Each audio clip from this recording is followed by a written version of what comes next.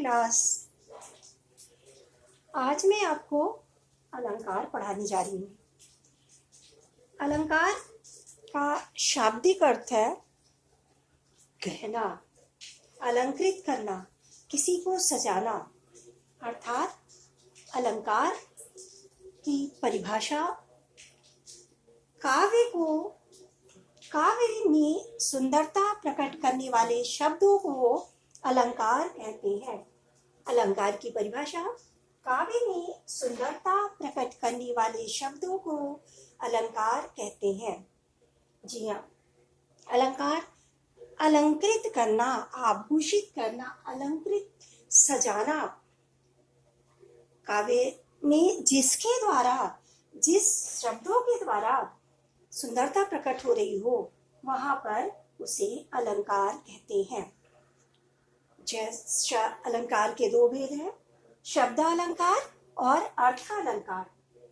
शब्द अलंकार जहां पर काव्य में शब्द के कारण सुंदरता प्रकट हो रही हो, वहां पर शब्द अलंकार होता है। जहां पर काव्य में शब्द के कारण सुंदरता प्रकट हो रही है, वहां पर शब्द अलंकार होता है। जैसे चारों चंद्र की चंचल किरणें खेल रही थी जल थल में। चारों चंद्र की चंचल किरणें खेल रही थी जल थल में। यहाँ पर काव्य में शब्दों के कारण सुंदरता प्रकट हो रही है, वहां पर शब्द अलंकार है। शब्द अलंकार। और जहां पर काव्य में अर्थ के आधार पर सुंदरता प्रकट हो रही होती हो, काव्य के प्रारूप में नहीं, उसके अर्थ के आधार पर सुंदरता प्रकट हो रही हो, वहां पर अर्थ अलंकार है। शब्द अलंकार के तीन भेद हैं, अनुप्रास, यमक और श्लेष।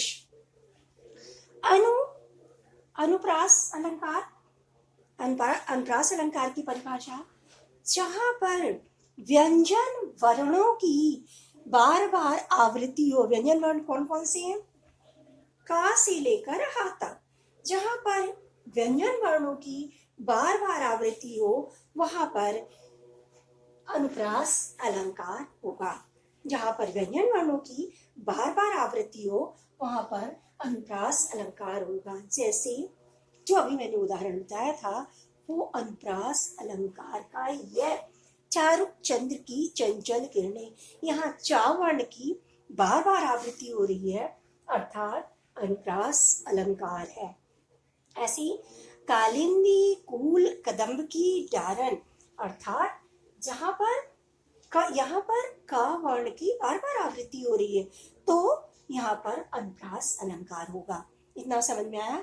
अनुप्रास अलंकार किसे कहते हैं? शब्द अलंकार के तीन भेद हैं, अनुप्रास, यमक और श्लेष। अभी मैंने आपको अनुप्रास अलंकार बताया, जहां पर व्यंजन वर्णों की बार बार आवृत्ति हो, बार बार दोहराया जा रहा हो। व्यंजन वर्ण का से लेकर हा तक, जहां पर व्यंजन वर्ण बार बार दोहराया जा रहा हो और उसके कारण काव्य में सुंदरता प्रकट हो रही हो, वहां पर अनुप्रास अलंकार है। जी हाँ, अब नेक्स्ट आते हैं शब्द अलंकार के दूसरे भी, यमक अलंकार। यमक अलंकार उसे कहते हैं जहां पर एक ही शब्द बार बार प्रयुक्त हो रहा हो। एक ही शब्द बार बार प्रयुक्त हो रहा है और उन शब्दों के अलग अलग अर्थ हैं। उन शब्दों के अर्थ अलग अलग हैं, वहां पर अनुप्रास, वहां पर यमक अलंकार होगा। जैसे कनक कनक ते 100 गुनी, इसका दोहा है, कनक कनक ते 100 गुनी मादकता अधिकाई, ई खाए बौरात जब ओही पाए बौराई। अर्थात कनक कनक, कनक दो बार शब्द प्रयोग हुआ है, तो एक कनक का अर्थ है सोना और दूसरे कनक का अर्थ है धतूरा। अर्थात इंसान को अगर सोना और धतूरा दोनों मिल जाए तो खाकर या रख कर वो पागल हो सकता है। यानी एक्स्ट्रा चीजें यहाँ पर यह सोना और धतूरा दोनों को ही विष के रूप में प्रयुक्त किया गया। और काली घटा का घमंड घटा, घटा शब्द दो बार प्रयुक्त हो रहा है। एक काली घटा मीन्स मेघ, घनी बादल, और घमंड घटा अहंकार का कम होना, अर्थात काली घटा का घमंड घटा। नेक्स्ट है श्लेष अलंकार। श्लेष का अर्थ है चिपकना। श्लेष का अर्थ है चिपकना। ऐसे शब्द जो बार बार प्रयुक्त हो रहे हैं तथा उनके एक ही शब्द में अलग अलग अर्थ चिपके हुए हों। एक ही शब्द जो बार बार प्रयुक्त हो रहा है और उसके अर्थ अलग अलग हो, एक ही शब्द में अलग अलग अर्थ चिपके हो, वहां पर श्लेष अलंकार होगा। जी हाँ, मैंने कई बार बताया है रहीम दास जी का दोहा, जो कि बार बार जब दोहे को समझाती हूँ लिटरेचर प्रैक्टिस में, तो कहती है श्लेष अलंकार का उदाहरण। रहीमन पानी राखिए बिन पानी सब सून, पानी गए न उबरे मोती मानुस चून। यहाँ पर पानी शब्द जो है 3 बार आया है और तीनों बार पानी शब्द की अलग अलग अर्थ है। एक ही पानी में अलग अलग अर्थ चिपके हुए हैं। रहीमन पानी राखिए बिन पानी सब सून, यहाँ पर कहा है रहीमन पानी, पहला पानी शीलता, इज्जत, सम्मान। रहीमदास जी कहते हैं कि हमें अपने सम्मान को बनाए रखना चाहिए। बिन पानी सब सून, यहाँ पर पानी जल, जिसके बिना कोई कार्य नहीं किया जाता। पानी गए न उबरे मोती मानो शून, पानी के खत्म होने पर, पानी का अस्तित्व समाप्त होने पर उसकी कोई अहमियत नहीं रह जाती। जैसे मोती की पालिश, मोती मानो शून, मोती की पालिश, मनुष्य की इज्जत और चूने का पानी, तीनों खत्म होने पर कोई भी इज्जत नहीं रह जाती। यहाँ पर पानी शब्द का 3 बार प्रयोग किया गया है और तीनों के अर्थ एक ही पानी में अलग अलग चिपके हैं। यहाँ पर श्लेष अलंकार है।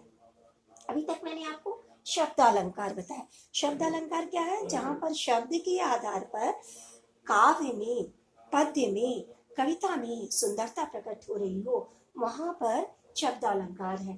तीनों उदाहरण अनुप्रास, यमक, श्लेष के मैंने बताया। वो तीनों काव्य में शब्दों के आधार पर सुंदरता प्रकट हो रही है। अनुप्रास में भी चारू चंद्र की चंचल किरणें खेल रही थी झील थल में, स्वच्छ चांदनी बिछी हुई थी अवनी और अंबर तल में। ये काव्य है मैथिली शरण गुप्त का। यहाँ पर आपको का चारू चंद्र की चंचल किरणें चा वर्ण की आवृत्ति बार बार हो रही है। यमक का मैंने बताया काली घटा का घमंड घटा, कनक कनक ते सौ मुनि। अब नेक्स्ट है श्लेष। श्लेष का अर्थ है चिपकना, जो कि मैंने अभी बताया। रहीमन पानी राखिए बिन पानी सब सून, पानी गए न उबरे मोती मानस चून। अब आते हैं अर्थालंकार पर। अर्थालंकार क्या है? जहां पर काव्य में अर्थ के आधार पर सुंदरता प्रकट हो रही हो, वहां पर अर्थालंकार है। काव्य में जहां पर अर्थ के आधार पर सुंदरता प्रकट हो रही है, वहां पर अर्थालंकार है। अर्थालंकार के 5 भेद कौन कौन से? उपमा, रूपक, उत्प्रेक्षा, मानवीकरण, अतिशयोक्ति। वैसे तो और भी है अलंकार। आचार्य भर्तृहरि ने 33 अलंकार बताए थे, लेकिन यहाँ पर 2 भागों में डिवाइड हो गया है। आचार्य वामन ने 2 भागों में विभाजित किया। तो पहले शब्दालंकार के 3 उदाहरण, अर्थालंकार के 5, जो कि आपकी बुक में है, और अन्य जो उदाहरण है वो उसी के अंतर्गत, उसी के भाग कर दिए गए, उसी के अंग बताए गए। जैसे उपमा का पूर्ण उपमा, लुप्त उपमा, ये उपमा अलंकार का ही भाग बताए। ऐसी उभय अलंकार, पुनरुक्ति प्रकाश अलंकार। चलिए मैं आपको उपमा अलंकार के बारे में बताती हूँ। उपमा मीन्स होता तुलना, जहां पर किसी एक व्यक्ति, वस्तु, स्थान, चीज, किसी भी चीज की एक से दूसरे से तुलना की गई हो, वहां पर उपमा अलंकार होता है। पड़ी थी बिजली सी विकराल, यहाँ पर तुलना की गई है बिजली के समान क्रोध में लाल होकर, गुस्से से लाल होकर बिजली के समान पड़ी हुई थी। सी इसकी पहचान है, सी की ये तुलना के बीच में तुलनात्मक शब्द को जोड़ने वाले शब्द है। ये उपमा अलंकार की पहचान है, जहां पर एक वस्तु से दूसरी वस्तु की तुलना की गई हो, वहां पर उपमा अलंकार होगा। नेक्स्ट, रूपक अलंकार। रूपक क्या है?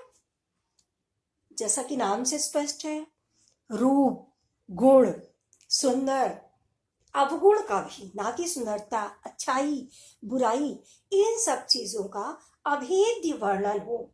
जहां पर रूप, गुण, सुंदरता आदि का अभेद्य वर्णन हो, वहां पर रूपक अलंकार होता है।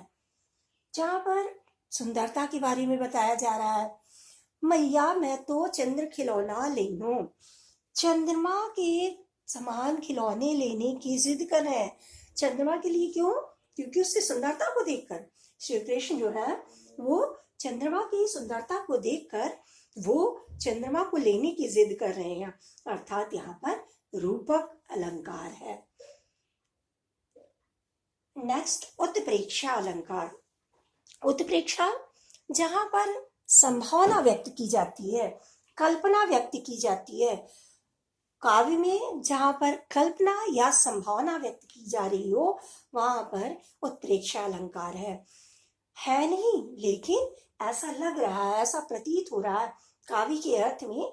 जहां पर ऐसा प्रतीत हो रहा है, ऐसा लग रहा है, तो वहां पर उत्प्रेक्षा अलंकार है। इसकी पहचान मानो, मनु, जनु, जैसे आदि शब्द जो जहां पर काव्य में आ रहे हैं, वहां पर उत्प्रेक्षा अलंकार।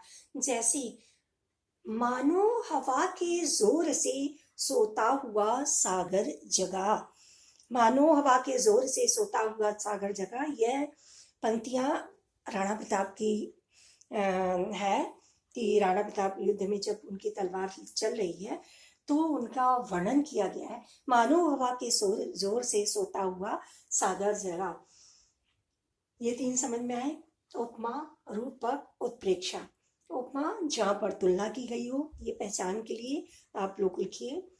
और रूपक जहां पर रूप और गुण का अभेद्य वर्णन किया गया हो, वहां पर रूपक है। नेक्स्ट,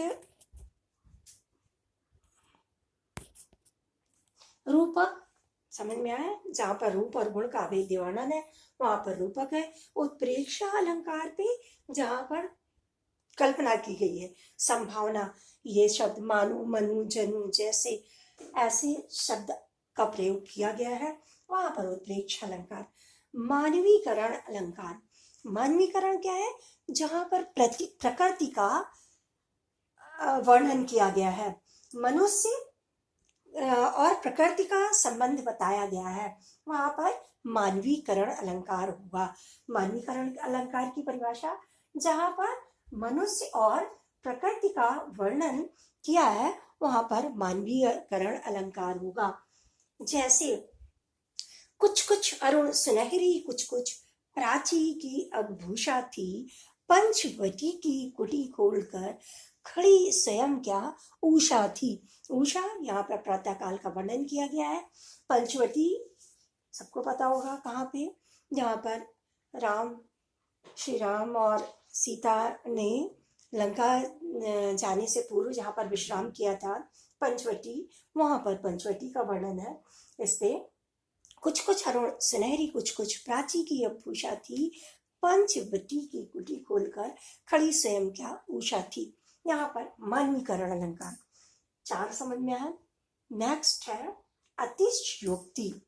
अतिशयोक्ति का अगर हम संधि विच्छेद करें, अति उक्ति क्या? अति उक्ति, बढ़ा चढ़ा कर बोलना। जहां पर काव्य में अत्यधिक बढ़ा चढ़ा कर वर्णन किया गया है, वहां पर अतिशयोक्ति अलंकार होगा। ऐसा है नहीं, लेकिन इतना ज्यादा बढ़ा कि कुछ लोगों की आदत होती है ना, ऐसी जनरल वे में भी बहुत ज्यादा कहीं हाँकना शुरू कर देते हैं, बहुत ज्यादा बढ़ा चढ़ा कर बोलते हैं। वही अतिशयोक्ति अलंकार की व्यंजना होती है। अतिउक्ति, बढ़ा चढ़ा कर बोलना। जैसे इसका उदाहरण, हनुमान जी के पूंछ में लगन न पाई आग, लंका सारी जल गई, गए निशाचर भाग। अर्थात जब सीता माता को लेने के लिए श्री राम का दल जाता है, तो उसके पहले हनुमान जी लंका पर जाते हैं और वहाँ पर उन्हें जब बंदी बना दिया जाता है तो हनुमान जी की पूंछ पे आग लगा दिया जाता है। तो यहाँ पर वर्णन किया है तुलसीदास जी ने, हनुमान जी की पूंछ में लगन न पाई आग। तुलसीदास जी ने तो वर्णन किया था कि हनुमान जी की पूंछ में आग लगा दी गई और लंका को श्री हनुमान जी ने जला दिया। लेकिन कुछ लोगों ने वर्णन किया, हनुमान जी के पूंछ में लगन न पाई आग, लंका सारी जल गई, गए निशाचर भाग। यहाँ पर अति बढ़ा चढ़ाकर वर्णन किया। एक अचंभा मैंने देखा, कुएं में लग गई आग। बताइए, किसी गांव ने के लोग बैठ के वार्तालाप कर रहे थे तो किसी ने अपनी बात को खूब बढ़ा चढ़ाकर प्रस्तुत किया। क्या? एक अचंभा, मैंने आश्चर्य, जब मैं घर के अंदर गया तो आश्चर्य से देखा कि वहां पर आग लग गई है, मेरे घर के कुएं के अंदर आग लग गई है। तो ये चीजें बताया गया। इस प्रकार अतिशयोक्ति अलंकार, जहां पर खूब बढ़ा चढ़ाकर वर्णन किया गया हो वहां पर अतिशयोक्ति अलंकार। फिर से मैं आपको फिर से समझा रही हूँ। अलंकार काव्य को जहां पर सुसज्जित किया जाए, जहां पर सजाया जाए, वहां पर अलंकार शब्द की उत्पत्ति होती है। परिभाषा, काव्य की शोभा बढ़ाने वाले शब्दों को अलंकार कहते हैं।